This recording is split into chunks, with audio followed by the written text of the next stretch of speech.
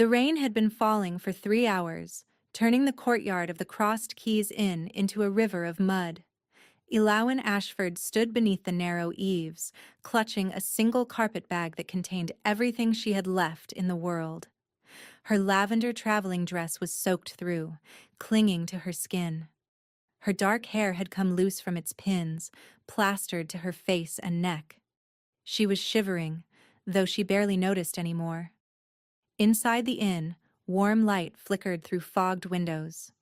Laughter drifted out whenever the door opened. She wasn't welcome there. Not anymore. Still out here? The innkeeper appeared in the doorway, arms crossed, his face a mask of contempt. "I told you, miss. No money, no room. I run a respectable establishment. Please." Elowyn hated how small her voice sounded. "If I could just wait until morning. Send word to my family." "Your gentleman already told me what you are." The innkeeper's lip curled. "Said you'd try to talk your way into sympathy. Said you were trouble." He stepped closer, lowering his voice. "I don't know what you did to make Lord Whitmore abandon you here, but a woman alone, no coin, no reputation, you're not my problem." Lord Whitmore. Even hearing Percival's title made her stomach clench. 3 days ago, everything had been different. 3 days ago, she'd been engaged to one of England's most eligible bachelors. Percival Whitmore, heir to a shipping fortune and thousands of acres of prime farmland. Handsome, charming, attentive. Her family had been overjoyed. Finally, after years of struggle, the Ashfords would have security. Then she'd found the documents. She hadn't meant to snoop. She'd been waiting in Percival's study at Whitmore Hall while he finished a meeting with his father's solicitor. A drawer had been left partially open. Inside, she'd seen her own family name on a legal document. Curious, she'd pulled it out. Then another. Then a dozen more. Land transfers. Forged signatures. Bribes to magistrates. Families who'd owned their farms for generations, suddenly dispossessed through fraudulent claims. The Ashfords weren't the first. They were merely the latest in a pattern stretching back 20 years. Percival's fortune wasn't built on shipping. It was built on stolen land and ruined lives. When she'd confronted him, demanding he make it right before she could marry him, his handsome face had gone cold. Not angry, not defensive, just calculating. "You're very moral, Elowyn," he'd said, straightening his cufflinks. "It's one of the things I found charming about you. But morality is a luxury for people who can afford it. Your family certainly can't. Those documents prove fraud. Dozens of families lost everything. Documents you can't prove you saw. Documents that will disappear the moment you leave this room." He'd smiled, that same smile he'd used when he proposed. "Here's what's going to happen. You're going to forget what you found. We're going to take a lovely trip to the country to celebrate our engagement, and when we return, you're going to be a grateful, obedient bride who knows her place. And if I refuse, then I'll destroy your family completely. The debts your father owes? I hold those notes. One word from me, and the Ashfords lose everything. Your mother on the street. Your brother's school fees unpaid. Your sister's chances at a decent marriage ruined." She should have agreed. She should have played along, bought time, found another way. Instead, she'd told him she would rather die than marry a thief. The trip to the country had happened anyway, but when they'd stopped at this inn, 50 miles from anywhere, Percival had ordered her belongings thrown into the mud and left her standing in the courtyard. "Still unmarried, Elowyn?" He'd called from the carriage window, laughing as the horses pulled away. "How sad. Perhaps you'll find a farmer desperate enough to take damaged goods." That was 6 hours ago. The rain hadn't stopped since. "Please," she tried again with the innkeeper. "I have a ring. My grandmother's." She pulled it from her finger, the thin gold band that was her only inheritance. "It's not worth much, but surely—" "I don't take stolen jewelry." He snatched it from her hand, examining it. though I suppose I could hold it as security against the Crown's investigation. I didn't steal anything. That's not what Lord Whitmore said when he paid your bill. The innkeeper pocketed her ring. He said you were a thief and a liar. Said anyone who helped you would regret it. Ilawan felt the last of her hope crumble. Percival had poisoned even this well. No one in this village would help her. She had no money for a coach, no way to send word to her family, and a reputation that would follow her wherever she went. She was utterly alone. The sound of hoofbeats cut through the rain. A single rider approached at speed, his dark coat streaming water, his horse's hooves throwing mud. He pulled to a stop in the courtyard, dismounting with efficient grace. "Rooms for the night," he called to the innkeeper. "My horse needs attention. Hot food, hot bath, your best accommodations." His voice was deep, commanding. The innkeeper's demeanor changed instantly, all obsequious smiles and bowing. "Of course, Your Grace. Right away, Your Grace. Your Grace." A duke, then. Ilawan pressed herself against the wall, trying to disappear. The last thing she needed was another nobleman witnessing her humiliation. But the stranger paused, his gaze falling on her. In the lamplight spilling from the inn, she saw sharp features, dark hair touched with silver at the temples, and pale gray eyes that seemed to see everything. "Who is this?" he asked. "No one of consequence, Your Grace." The innkeeper moved to block his view. "Just a bit of trouble Lord Whitmore left behind." Those gray eyes sharpened. "Whitmore?" "Yes, Your Grace. Abandoned her here this afternoon. No money, no family, no—" "I heard you the first time." The stranger stepped around the innkeeper, approaching Ilawan. She lifted her chin, refusing to cower, even as rainwater dripped from her hair. "What did Percival Whitmore do to you?" he asked quietly. Something in his voice made her answer honestly. "I discovered he's been stealing land from families across 3 counties, forging documents, bribing officials. When I refused to keep silent, he left me here to destroy my reputation." The innkeeper sputtered. "Your Grace, you can't believe—" "I can believe quite a lot about the Whitmores." The stranger's voice was ice. "Fetch the lady dry clothes and a hot meal. Put her in the room adjoining mine." "But Your Grace—" "Now." The innkeeper fled. The stranger turned back to Ilawan, something almost like respect flickering across his face. "You refused to stay silent, knowing what it would cost you?" "I couldn't marry a man who built his fortune on stolen lives. Even though it meant losing everything? Some things matter more than comfort." He studied her for a long moment. Then, unexpectedly, he smiled. It was a small, cold thing, but real. "I'm Theron Blackwood," he said, "Duke of Hartmore." Ilawan's heart stopped. Everyone knew that name. The Duke of Hartmore was the most powerful man in the Northern Territories, commanding vast estates and political influence that rivaled the Crown's. He was also, according to everything she'd ever heard, the Whitmores' greatest enemy. "You're the man who's been trying to destroy the Whitmore family for 7 years." He extended his hand. "It seems, Miss Ashford, that fate has delivered me exactly what I've been looking for." 2 hours later, Ilawan sat in a private parlor, wrapped in borrowed blankets, a fire roaring in the hearth, and hot soup warming her from the inside. The Duke sat across from her, still in his traveling clothes, watching her with those calculating gray eyes. "Tell me everything," he said. "Every document you saw, every name, every date, every detail." She told him. The land transfers, the forged signatures, the bribes, the families she'd recognized, people her own parents had known, all of them dispossessed and scattered. When she finished, the Duke was silent for a long moment.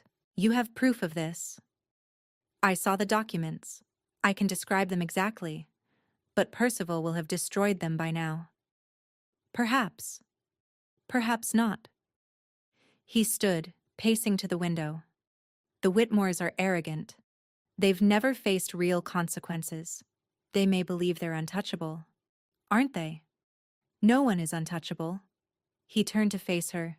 Miss Ashford, I'm going to make you an offer. It will sound insane. I ask only that you hear me out completely before responding. Eowyn's hands tightened on her soup bowl. I'm listening. Marry me. The bowl nearly slipped from her fingers. I beg your pardon? Marry me, and you become the Duchess of Hartmore. Untouchable. Beyond the reach of Percival Whitmore or anyone else who wishes you harm. He crossed back to his chair, sitting with the controlled grace of a predator. In return, you help me build a case against the Whitmore family. Your testimony, your knowledge, everything you remember. Together, we dismantle them completely. You can't be serious. I'm always serious about strategy. You don't know me. We met an hour ago. I know enough. His gaze was steady. You chose conscience over safety. You refused to be complicit in evil, even when compliance would have given you everything you wanted. That tells me more about your character than a year of courtship. But you don't love me. No. And you don't love me. This isn't a romance, Miss Ashford. It's an alliance. He leaned forward. You have information I need. I have protection you need. Separately, the Whitmores will destroy us both. Together, we can destroy them. Eowyn's mind raced. An hour ago, she'd been contemplating a future of poverty and disgrace. Now the most powerful duke in England was offering her his name, his protection, his resources. Why do you hate them so much? She asked. Something flickered in his eyes. Pain, quickly suppressed. 7 years ago, my younger brother Callum was engaged to a woman named Helena Grey. Percival Whitmore wanted her for himself. When Callum refused to step aside, there was a hunting accident. His voice remained steady, but his hands clenched. The inquest ruled it accidental. But I know the truth. I've spent 7 years trying to prove it. I'm sorry. Don't be sorry. Help me make them pay. He met her eyes. Justice for your stolen families. Justice for my brother. Together. Eowyn thought of Percival's face as he'd driven away, laughing. She thought of the families whose names she'd seen in those documents, people who'd lost everything to Whitmore greed. She thought of her own family, still vulnerable, still holding debts that Percival could call in at any moment. If I do this, she said slowly, I want your word. Justice for everyone they've harmed, not just revenge. Agreed. And my family, my parents, my brother, my sister, they need protection too. Done. They'll be brought to Hartmore within the week. One more thing. She held his gaze. If this arrangement ever puts you in danger, if I become a liability, you let me go. No argument. The Duke rose, crossing to stand before her. He extended his hand. I promise. Do we have an agreement? Eowyn looked at his hand. Strong, scarred across the knuckles. The hand of a man who'd just offered to make her a duchess so they could destroy their common enemies together. She'd been abandoned in the rain by a man who'd pretended to love her. Now she was binding herself to a man who'd promised her nothing but honesty and war. She took his hand. We have an agreement. His grip was firm, warm, and certain. Then rest tonight, Miss Ashford. He released her hand and moved toward the door. Tomorrow I take you to Hartmore. We have work to do. After he left, Eowyn stared at the fire, feeling the weight of what she'd just done settle over her like armor. Percival Whitmore thought she was finished. Ruined. Destroyed. He had no idea what was coming. Hartmore Castle rose from the moors like something out of legend. Massive stone walls, dark with age, climbed 4 stories into a sky heavy with clouds. Towers anchored each corner, their narrow windows watching the surrounding countryside like vigilant eyes. A deep moat, fed by a diverted river, encircled the entire structure. The only approach was a stone bridge wide enough for a single carriage. "It's a fortress," Elowen breathed, peering through the carriage window. "It was built during the Wars of the Roses." Theron rode alongside on horseback, as he had for most of the 2-day journey. "My ancestors held it against 3 sieges. No army has ever breached these walls. And now? Now it's simply home." He guided his horse closer to the carriage window. "The staff will be curious. A duchess is unexpected. But they're loyal. You'll be safe here." Safe. The word felt foreign after everything that had happened. The carriage rolled across the bridge and through a massive gatehouse into a central courtyard. Staff emerged immediately, forming orderly lines. Elowen counted at least 40 people, from an elderly butler whose posture suggested he'd been managing this household since before Theron was born, to kitchen maids who couldn't have been more than 15. Theron dismounted and opened the carriage door himself, offering his hand. Elowen took it, stepping down onto ancient cobblestones worn smooth by centuries of use. "Mrs. Pemberton," Theron addressed a tall woman with steel-gray hair and sharp eyes. "This is Miss Elowen Ashford. She will be the Duchess of Hartmore within the fortnight. See to her comfort." If Mrs. Pemberton was surprised, she didn't show it. She simply curtsied and said, "Welcome to Hartmore, Miss Ashford. We are honored to serve you." "Thank you, Mrs. Pemberton." Elowen kept her voice steady despite her exhaustion. "I look forward to learning from you all." Something that might have been approval flickered across the housekeeper's face. The next 2 weeks passed in a blur of transformation. Elowen had expected lessons in etiquette and deportment. She hadn't expected an entire army of tutors, each more demanding than the last. A dance master who made her repeat the same waltz steps until her feet bled. A protocol instructor who drilled her on forms of address until she could recite them in her sleep. A voice coach who taught her to project authority without raising her volume. A historian who walked her through 3 centuries of Hartmore lineage and political alliances. "The Whitmores have been enemies of this house for 4 generations, the historian explained. "It began with a disputed land claim in 1742.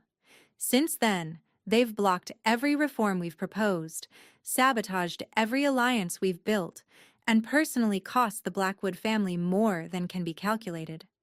"And the current Lord Whitmore?" "Edmund Whitmore is the worst of them. His father was merely greedy. Edmund is calculating. Every move he makes serves a larger strategy." The historian paused.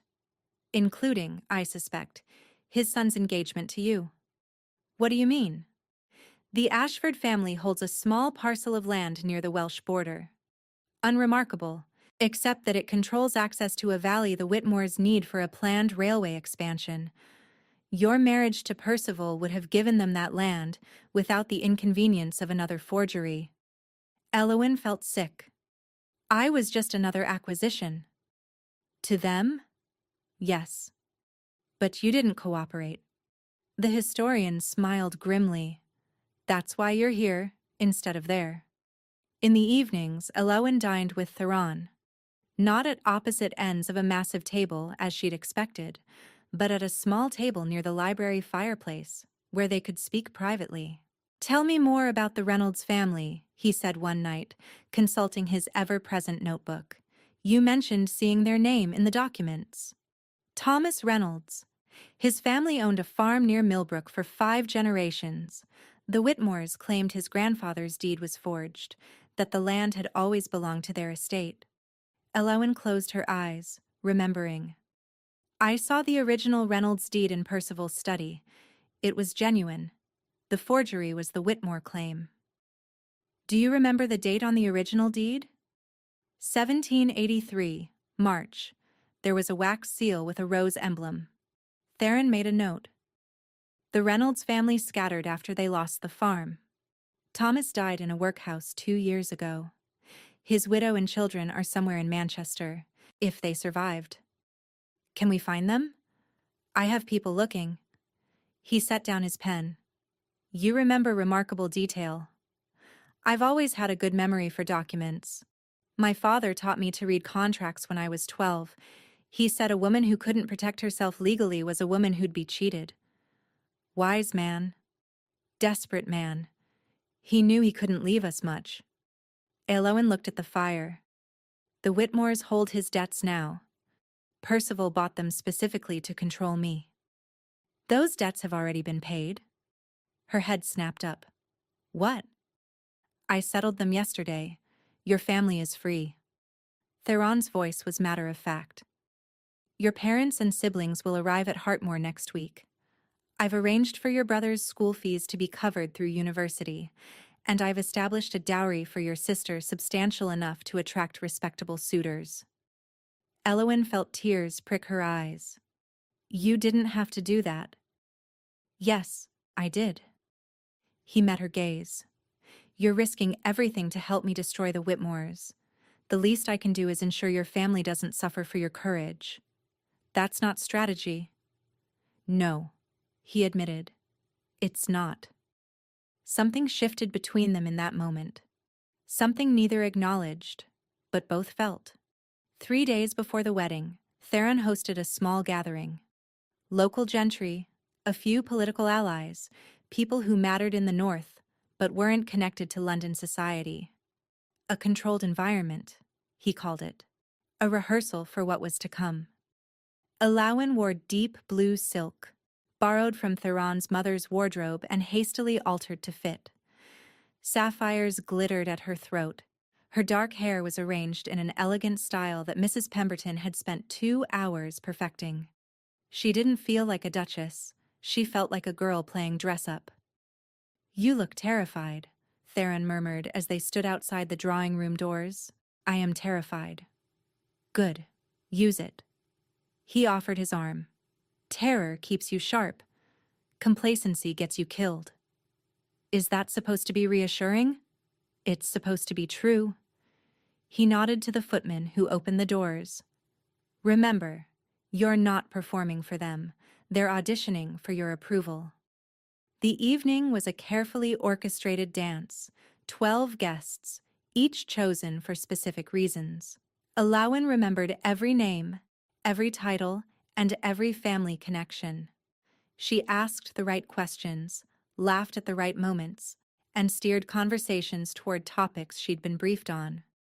When Lady Ashworth mentioned concerns about investment irregularities, Eowyn saw her opening. I've heard whispers about certain families whose business practices may not withstand scrutiny, she said carefully. One hopes that honest investors aren't being taken advantage of. Which families? Lady Ashworth leaned forward. I couldn't say definitively, but I'd advise caution with anyone whose fortune grew too quickly during times when others struggled. Seeds planted, doubt sown. After the guests departed, Theron found her in the library, nursing a glass of wine with shaking hands. You exceeded expectations, he said. I felt like I was going to vomit the entire time. But you didn't. He sat across from her. Lady Ashworth will talk. Lord Pemberton will mention your comments to his banker. The questions will spread. Is it enough? It's a start. He studied her. You're more than I expected, Eowyn Ashford. Is that a compliment? It's the truth. He stood, moving toward the door. The wedding is in 3 days. After that, we'll be invited to Lady Ashworth's midsummer ball. The Whitmores will be there. Eowyn's heart stuttered. So soon? I'd hoped for more time to prepare, but Lady Ashworth moved her date forward. He paused at the door. Percival will see you. He'll know you survived, that you've married his greatest enemy, that everything he tried to destroy is now protected. Are you ready for that? No. Then you have 3 days to get ready. His eyes met hers. Because ready or not, the war begins at that ball. The door closed behind him, and Eowyn was left alone with the fire and the knowledge that everything she'd survived so far was merely preparation for what was coming. The wedding took place in Hartmoor's ancient chapel, witnessed only by Mrs. Pemberton, the elderly butler, and a minister who asked no questions. Elowin wore ivory silk, Theron wore black. The ceremony lasted 12 minutes. When the minister pronounced them husband and wife, Theron kissed her briefly, formally. But his hand lingered on hers for a moment longer than necessary. "Welcome to the war, Duchess," he murmured against her ear. That night they dined alone in the library as usual. Same small table, same fire, same careful distance between them. Except now she wore his ring, and everything had changed. "Your family arrives tomorrow," Theron said. "I've prepared rooms in the East Wing. Your brother can continue his studies with my own tutors." "Thank you." Elowin twisted the unfamiliar weight of the wedding band. "For everything. You're my wife now. Your family is my family." He paused.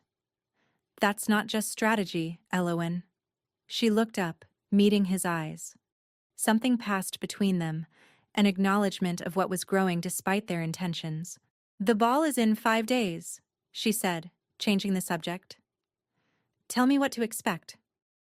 Lady Ashworth's midsummer ball is the event of the northern season, 200 guests.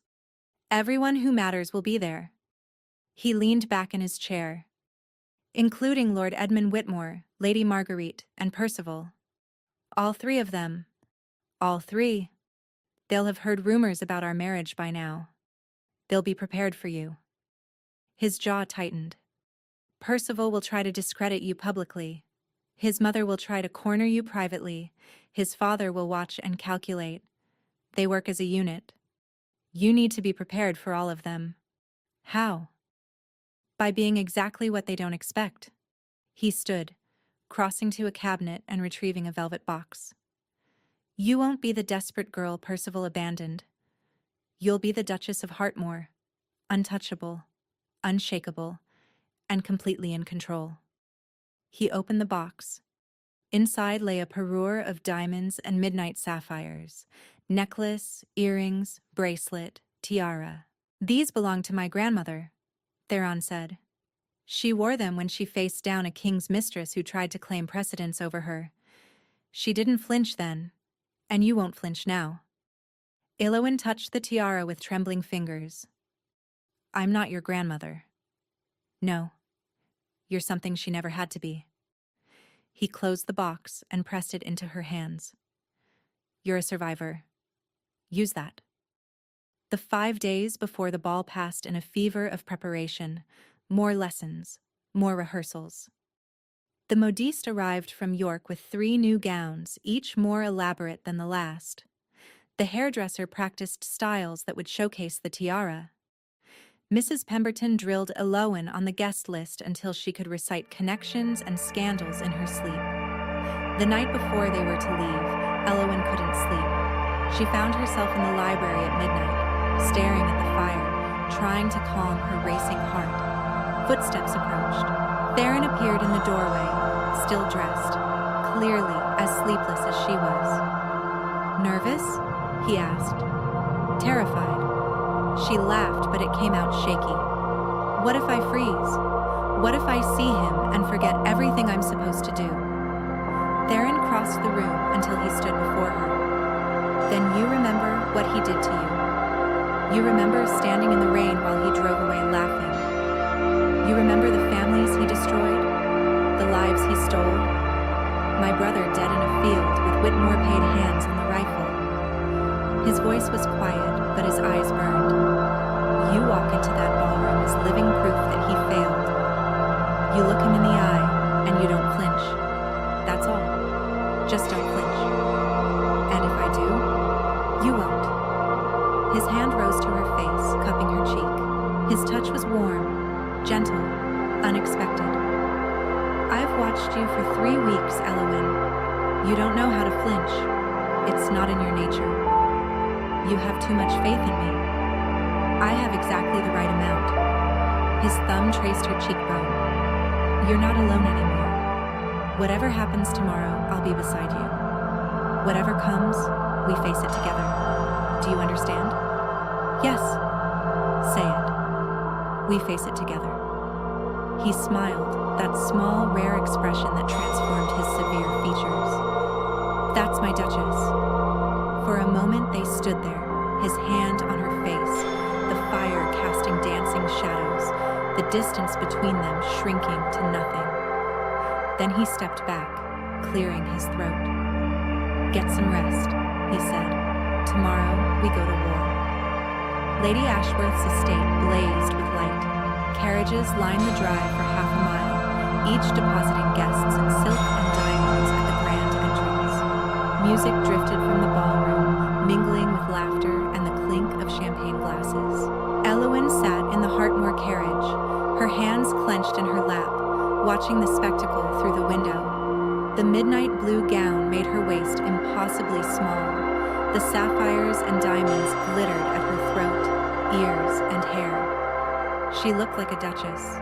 She didn't feel like one. "Breathe," Theron said quietly. He sat across from her, devastatingly handsome in formal black, his gray eyes watchful. "I'm breathing. You're holding your breath. I can tell." He leaned forward, taking her hands in his. "Look at me." She met his eyes. "You are the Duchess of Hartmore. You outrank everyone in that ballroom except the hostess. You have survived abandonment, betrayal, and 3 weeks of my grandmother's etiquette manuals. You can survive a ball." Despite everything, she laughed. "There." His grip tightened briefly. "Hold on to that. Whatever happens, you are not the girl Percival threw away. You are the woman who rose from the ashes of everything he destroyed." The carriage stopped. A footman opened the door. Theron descended first, then turned to offer his hand. Elowen took it, stepping down into the warm summer night, into the curious gazes of 100 strangers. The whispers began immediately. "Is that the new Duchess of Hartmore? I heard she was nobody, a complete unknown." "She doesn't look like nobody." Theron tucked her hand into his arm, his posture protective and proprietary. "Ignore them," he murmured. "Let them wonder." They ascended the grand staircase together, announced at the ballroom entrance by a butler whose voice carried over the crowd. His Grace, the Duke of Hartmore, and Her Grace, the Duchess of Hartmore. 200 heads turned. Elowen kept her spine straight, her chin lifted, her expression serene. She felt the weight of their assessment, the searching for flaws, and the measuring of worth. She gave them nothing. Lady Ashworth descended upon them immediately, all smiles and calculation. "Your Grace, what a delight, and this must be your bride." She examined Elowen with sharp eyes. "My dear, you're even more beautiful than rumor suggested." "Thank you, Lady Ashworth. Your hospitality is legendary, and I see now that legend doesn't do it justice." The right words, the right tone. Lady Ashworth's smile became genuine. For the next hour, Elowen navigated the ballroom like a general surveying a battlefield. She accepted introductions. She made appropriate small talk. She deflected questions about her background with graceful vagueness, and all the while, she watched for Percival. She saw his parents first.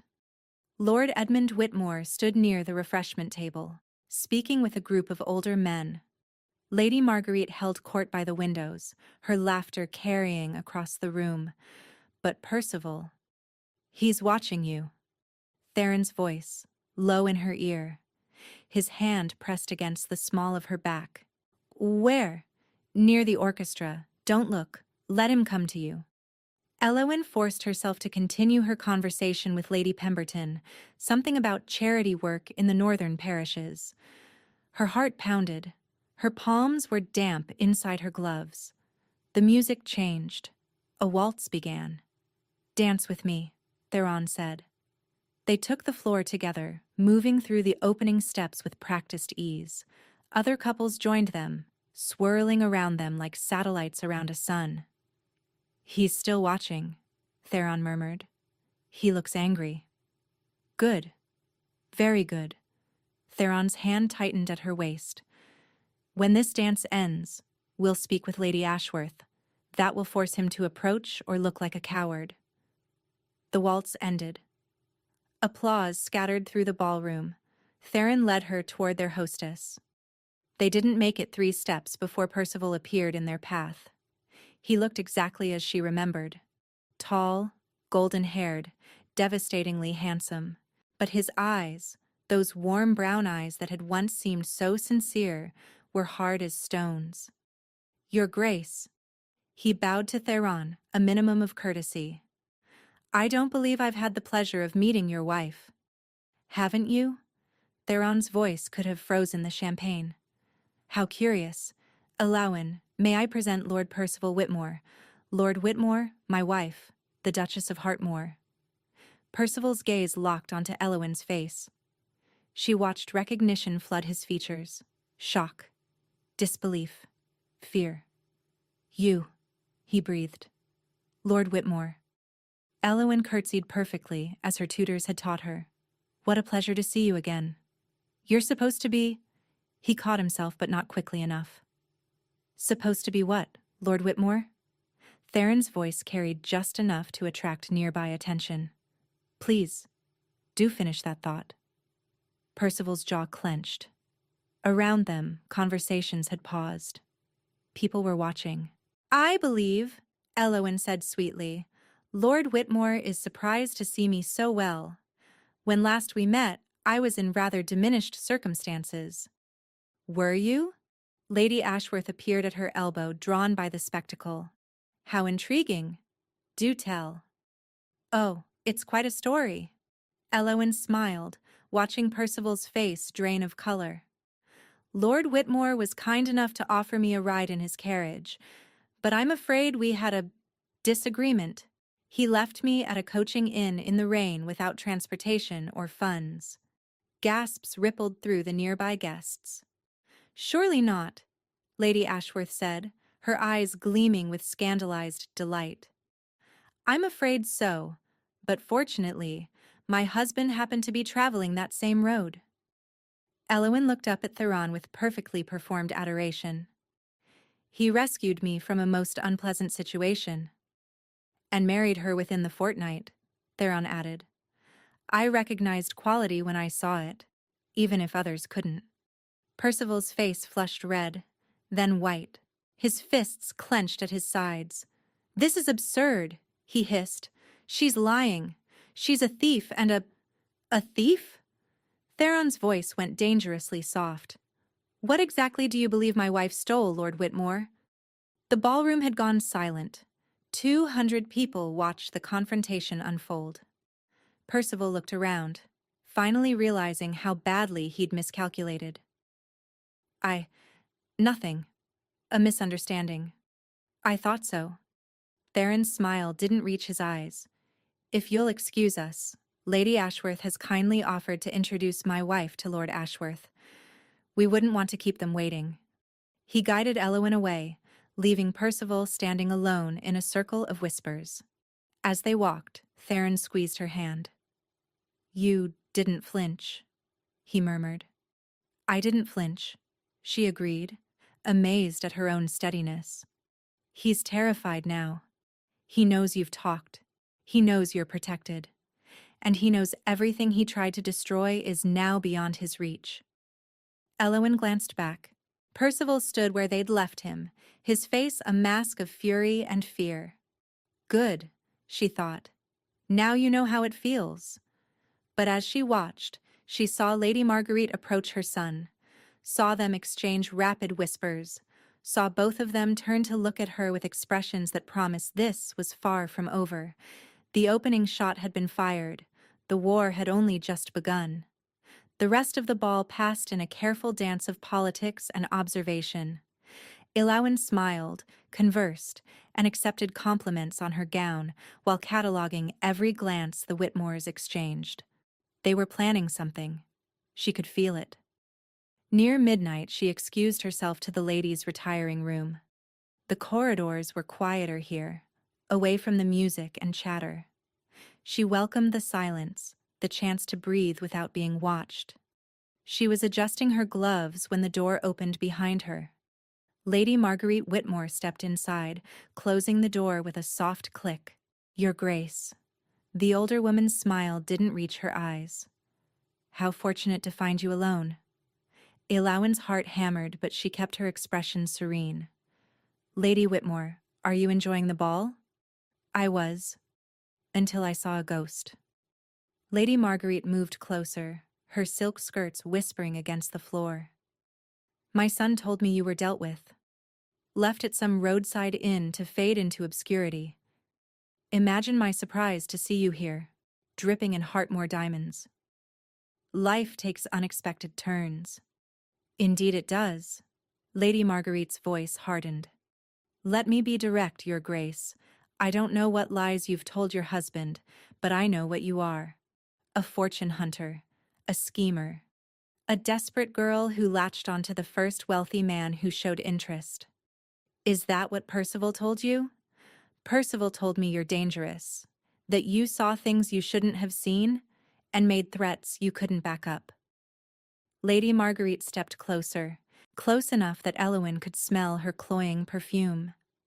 Those threats end now. Or what? Or your family suffers. The mask of civility dropped completely. Your father's debts may have been paid, but there are other ways to destroy a family. Your brother's school, for instance. One word from me, and he's expelled for fabricated misconduct. Your sister's reputation? A few whispers in the right ears, and no respectable man will touch her. Your parents standing in their little village? Gone. All of it. Gone. Unless you cooperate. Elowyn forced herself to remain still. What kind of cooperation? You'll tell your husband you were mistaken about the documents, that you misread innocent paperwork and made wild accusations in a moment of emotional distress. You'll apologize publicly, claim you were overwhelmed by your sudden change in fortune, and beg the Whitmores' forgiveness. And if I refuse? Then we'll destroy everyone you love, starting with that pretty younger sister. Lady Marguerite smiled. Ivy, isn't it? 16 years old, so trusting. It would be tragic if something happened to her on the road to Hartmore. Ice flooded Elowyn's veins. You wouldn't dare. My dear girl, you have no idea what I'd dare. Lady Marguerite adjusted her gloves. You have 1 week to make your decision. After that, well, accidents do happen. She swept out, leaving Elowyn alone with her racing heart. For a moment, Elowyn couldn't move. The threat against Ivy, her baby sister, the girl who still believed the world was kind.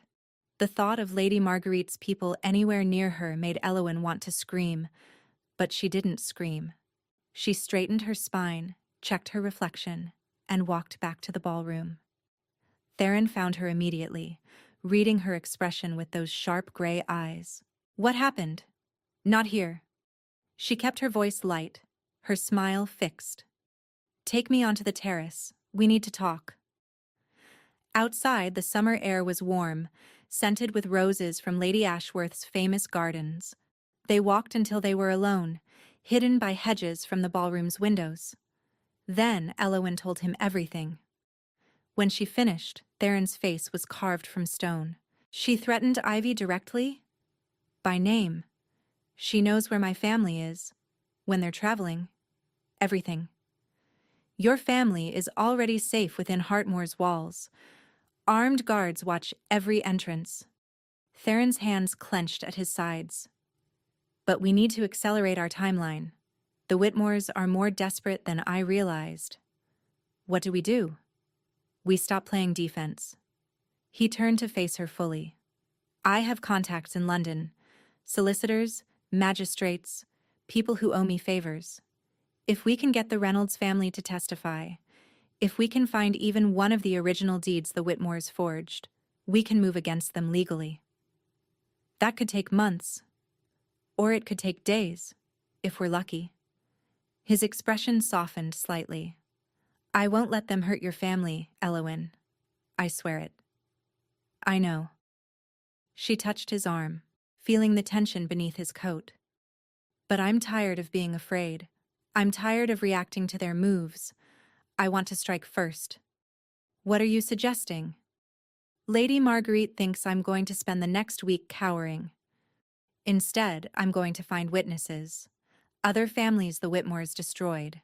People who've been too afraid to speak. Her chin lifted. If they want a war, let's give them one they can't win. Theron studied her for a long moment. Then slowly, he smiled. It wasn't the cold, calculated expression she'd grown used to. This was something warmer, something real. That's my Duchess, he said quietly. His hand rose to her face, cupping her cheek as he had that night in the library. But this time, he didn't step back. Elowen, he murmured, I need to tell you something. What? I didn't plan this. Any of it. His thumb traced her cheekbone. When I offered you marriage, it was strategy. Pure calculation. But somewhere between then and now, it stopped being about the Whitmores. It started being about you. Her breath caught. Theron, I'm not good at this. Sentiment. Vulnerability. I've spent 7 years building walls, planning revenge, treating people as assets or obstacles. His voice was rough. But you're neither of those things. You're something I don't have a word for. Something I didn't know I needed. I thought this was an alliance. It was. It is. He leaned closer, his forehead nearly touching hers. But I want it to be more. If you'll let it. For answer, she kissed him. Not a brief, formal touch like their wedding ceremony. This was real. Hungry. Honest. His arms wrapped around her, pulling her close. Her fingers tangled in his hair. The sounds of the ball faded into nothing. When they finally broke apart, both breathless, Theron laughed. A genuine sound she'd never heard from him before. That wasn't strategic at all, he said. No, she agreed. It wasn't. They stood there in the moonlight, holding each other. Two people who'd found something neither expected in the wreckage of other people's cruelty. Then Theron's expression sobered. Tomorrow, we start the real fight, he said. Are you ready? Elowen thought of Lady Marguerite's threats, of Percival's fear, of all the families still waiting for justice. I'm ready, she said. Let's destroy them. The next 3 days were a controlled chaos of investigation and preparation. Theron's network proved extensive. Former servants of the Whitmore household, solicitors who'd handled suspicious land transfers, magistrates who'd been paid to look the other way and now feared exposure. One by one, they came forward, drawn by the promise of protection and the scent of the Whitmores' impending fall. The Reynolds family was found in a Manchester tenement, the widow and 3 children surviving on pennies. When Theron's men brought them to Hartmoor, Mrs. Reynolds wept at the sight of a proper bed. They took everything, she told Elowen, clutching her hands. Our farm had been in the family for 5 generations. One day, men came with papers saying it belonged to Lord Whitmore. My husband tried to fight. They beat him so badly he never recovered. Do you remember the men? I remember their leader, called himself Mr. Crane. Tall, thin, cruel eyes. Mrs. Reynolds shuddered. He told my husband that Lord Whitmore could have anyone killed who stood in his way, that no one would investigate, that we should be grateful we were only losing our land and not our lives.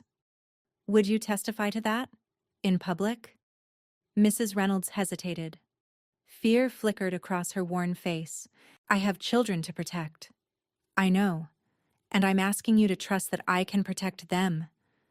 Elowen squeezed her hands. The Whitmores threatened my family too, my sister, my parents. But I'm done being afraid. I'm done letting them win. She met the widow's eyes. Help me stop them from ever doing this to anyone else. Mrs. Reynolds was quiet for a long moment. Then, slowly, she nodded. I'll testify.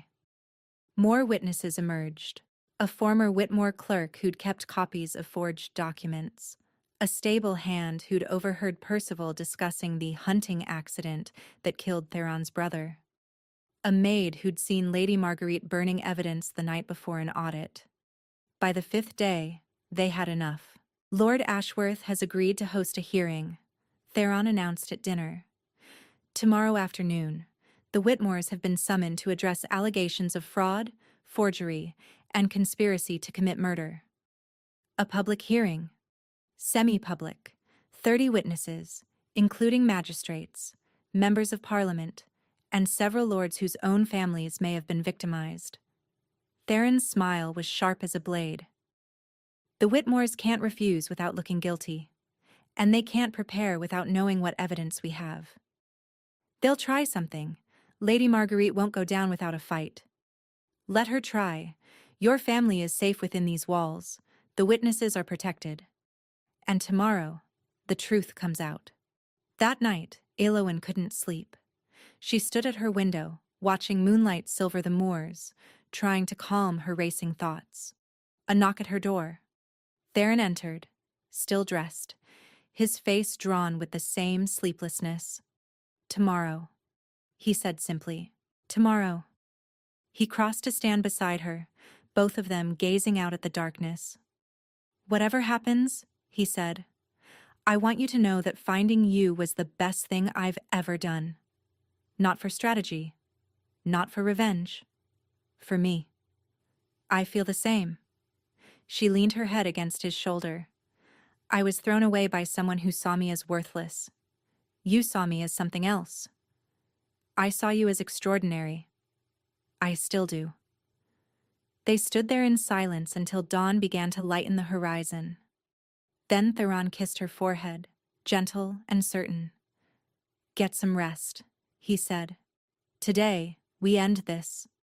The hearing took place in Lord Ashworth's great hall, transformed into a makeshift courtroom. 30 chairs arranged in rows. A table for the accused, a table for the accusers, and at the head of the room, Lord Ashworth himself, serving as magistrate. The Whitmores arrived in a show of confidence.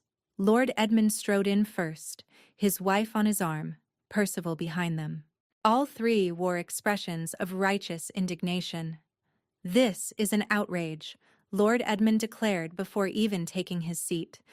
Baseless accusations from a nobody who seduced the Duke of Hartmore with her lies. Lord Whitmore, Lord Ashworth said coldly, you'll have your opportunity to speak. For now, be seated. Eowyn sat beside Theron at the accuser's table. Her hands were steady, her heart was calm. She'd been waiting for this moment since that rainy night at the inn. The proceedings began. Theron spoke first, laying out the accusations in precise, devastating detail. 20 years of forged land deeds, dozens of families dispossessed through fraud, bribes to magistrates, threats to witnesses, and ultimately, murder. My brother Callum was killed 7 years ago, Theron said, his voice steady despite the pain in his eyes.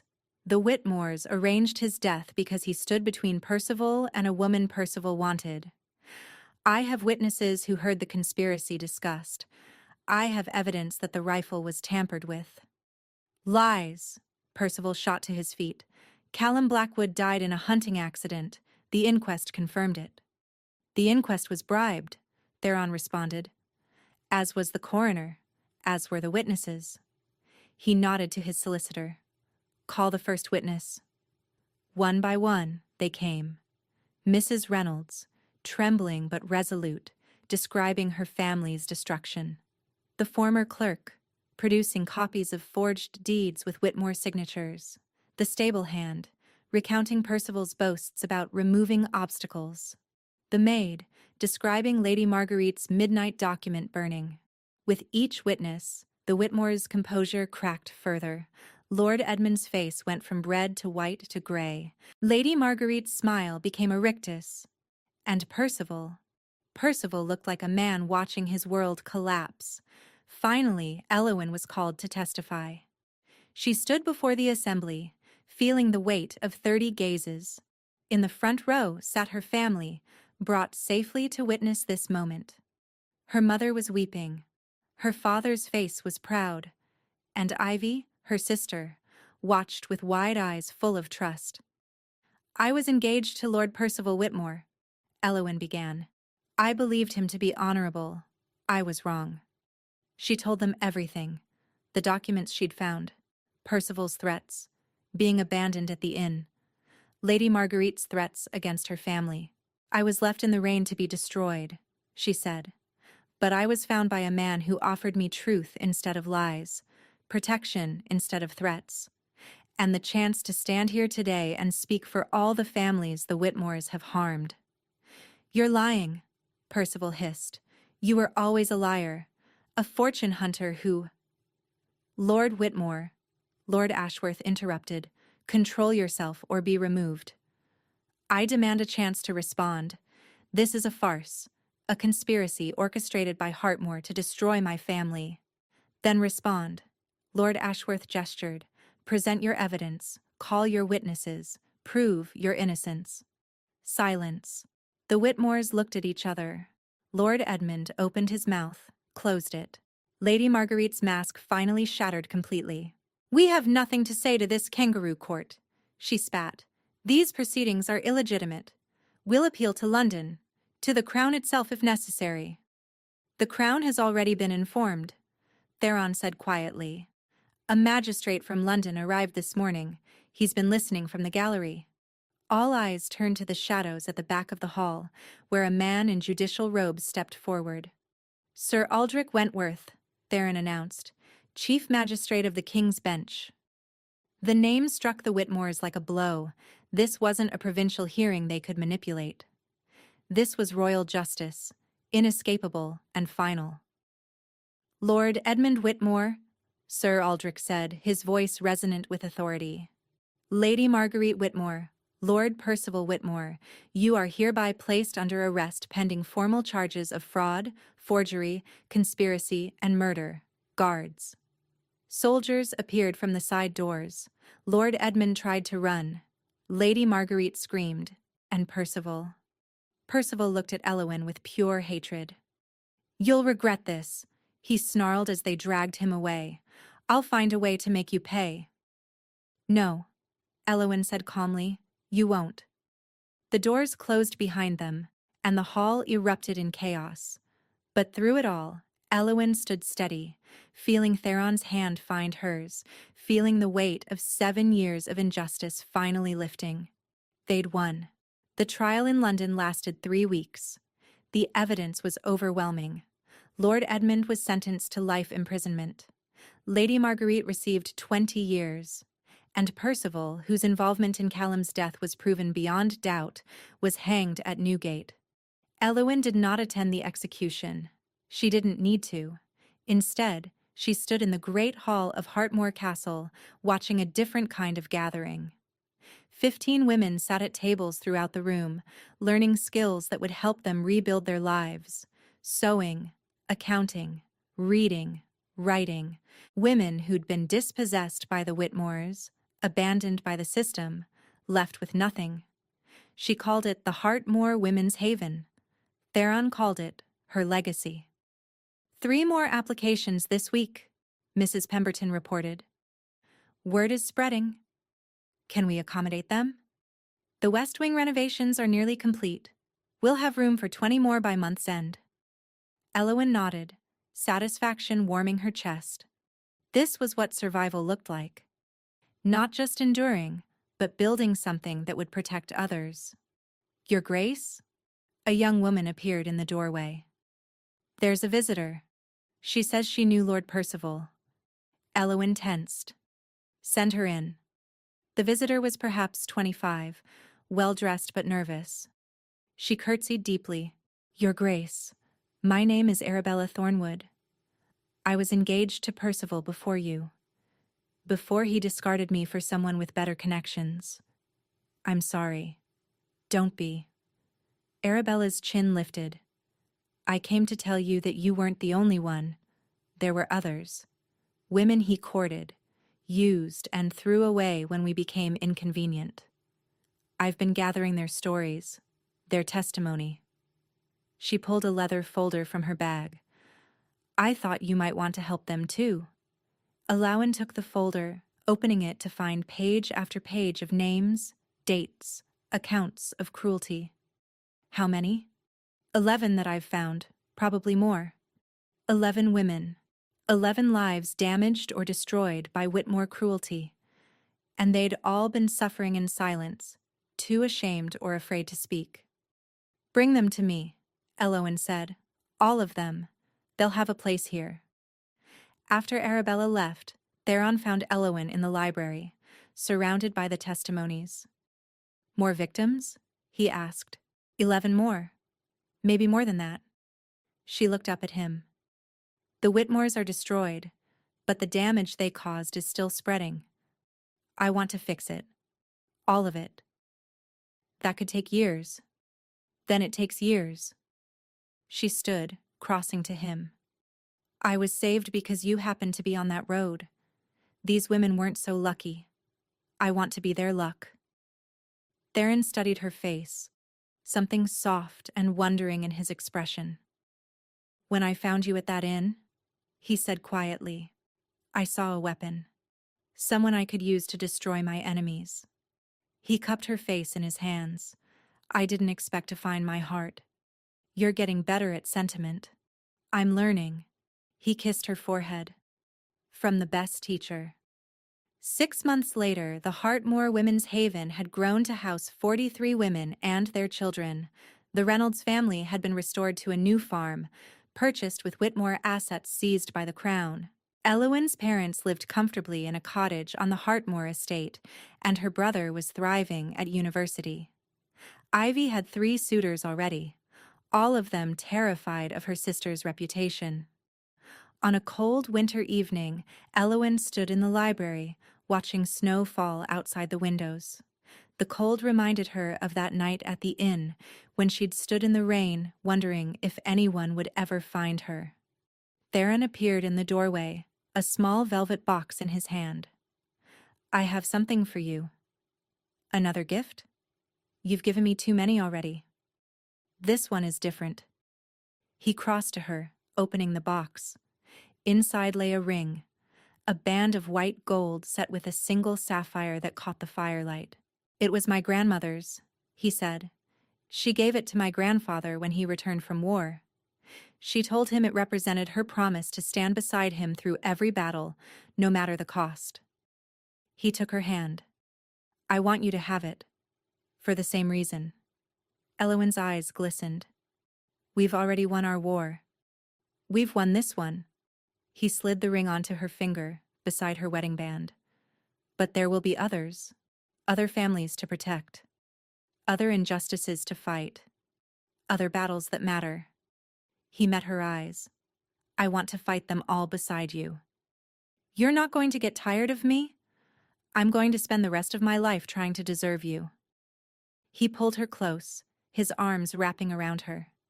You were thrown away once. I found you. And I'm never letting go. She kissed him then, in the library where they'd first began to trust each other, while snow gathered on the windowsills and the fire crackled warm. She'd been abandoned in the rain by a man who saw her as disposable. She'd been found by a man who saw her as irreplaceable. And together, they'd built something neither had planned, but both had needed. Still unmarried? Percival had laughed that day in the courtyard. Now she was a duchess, a protector, a force that would shelter others the way she'd once needed sheltering. And Percival was dead, unmourned, forgotten. Justice, it turned out, was patient. But it always arrived. Thank you for staying with us until the very end. If this story touched something in you, the fight for justice, the power of being chosen, the strength it takes to survive, I hope you'll share it with someone who needs to hear it. Drop a comment telling us your favorite moment and where you are listening from. If you're ready for another story where love conquers the impossible, subscribe and ring that bell so you never miss the next chapter. You're the reason these stories exist. Thank you for being here, for listening, for believing that even in the coldest moments, love can find a way.